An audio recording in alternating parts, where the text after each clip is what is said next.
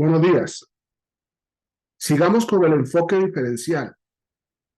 Si ustedes me preguntan por qué estoy usando la palabra o la frase perspectiva de género con enfoque diferencial, estoy utilizando esa frase no para hablar de perspectiva de género, sino porque tanto la Corte Interamericana, como decíamos la primera vez, y la Suprema Corte de Justicia de la Nación nos ha obligado a juzgar con perspectiva de género, a investigar con perspectiva de género.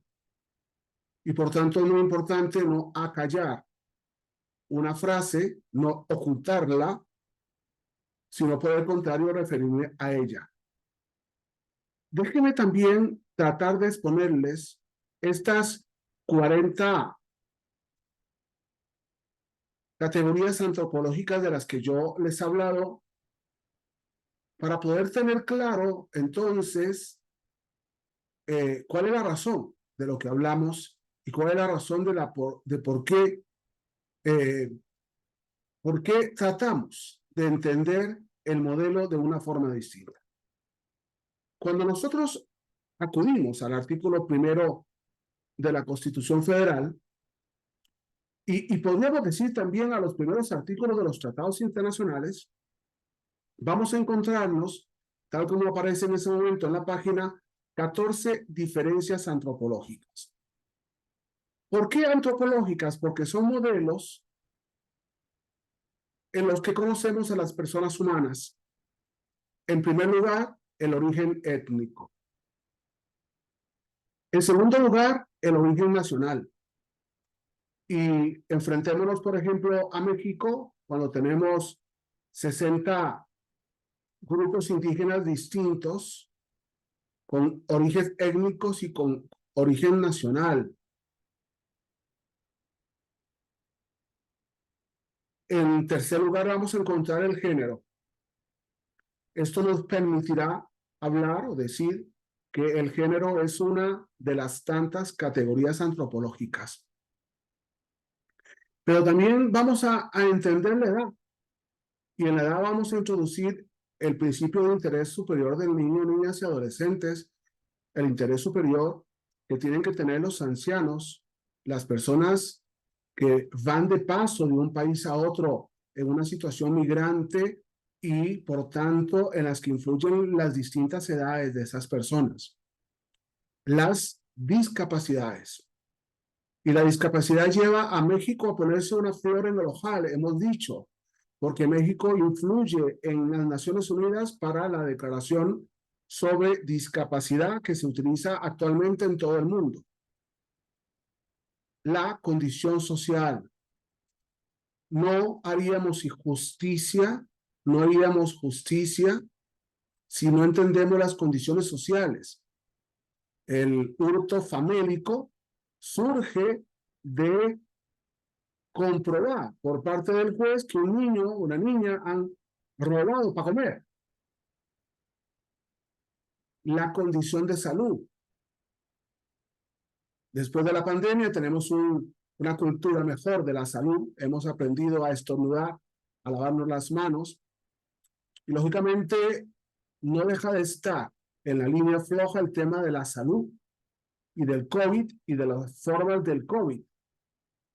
Y por eso nos damos cuenta que muchas veces en esta categoría hay mucha discriminación. La hay en los hospitales privados, la hay en los hospitales públicos, la hay en nosotros mismos cuando le tenemos miedo a una enfermedad, principalmente cuando es contagiosa, y por tanto rechazamos o discriminamos a las personas con esas condiciones de salud.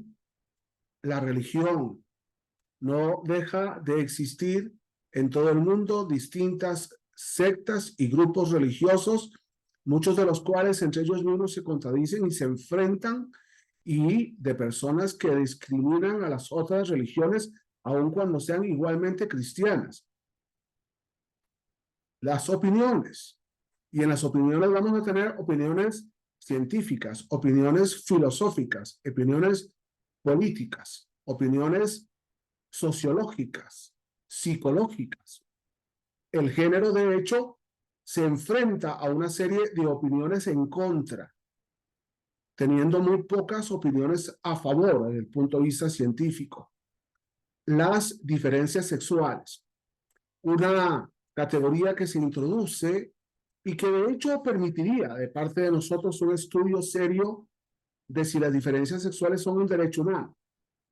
Ir contra la propia sexualidad es ir contra la propia naturaleza y posiblemente nos colocaría en un debate interesantísimo sobre la protección. Pero una idea fundamental que tenemos que entender, y quizás no la ha entendido ni la Corte Interamericana ni la Suprema Corte de Justicia de la Nación, es que si una persona libremente ha optado por una diferencia sexual, nosotros no podemos discriminarla. No ignoro que hay un gran debate en ese tema. El estado civil, ¿me caso o no me caso? ¿Con quién me caso? ¿No? La ideología de género ha querido utilizar la palabra matrimonio, ¿no? Que viene de mujer y varón, de matriz, para el matrimonio entre mujeres o entre hombres o entre distintas opciones de género. Es un tema importante de ver si vamos a admitir o continuar o consolidar una idea del derecho civil. Y después de la categoría número 11, la Constitución Política utiliza 3 categorías muy importantes que han sido definidas en Europa y a nivel de ONU, la cualquier otra. Europa en concreto, en la jurisprudencia del Tribunal Europeo, se ha considerado la diferencia sexual en la cualquier otra. Y en la cualquier otra hemos querido introducir decenas de formas antropológicas que lógicamente no soportan un estudio científico, pero vale la pena entender que hay cualquier otra, que además la Constitución Política Mexicana la concentra en 2 categorías muy importantes. Cualquier otra que atente contra la dignidad humana y cualquier otra que menoscabe los derechos o libertades de las personas. Cuando nosotros nos enfrentamos a este cuadro abierto, en el que, perdón, he encontrado una falta ortográfica en la número 13, atente contra la dignidad humana, cuando nosotros nos encontramos en estas 14 diferencias o categorías antropológicas, es lógico que nos hagamos la pregunta, una pregunta necesaria: ¿por qué algunos solamente se centran en el género? ¿Por qué algunos solamente se centran en no discriminar en materia de género?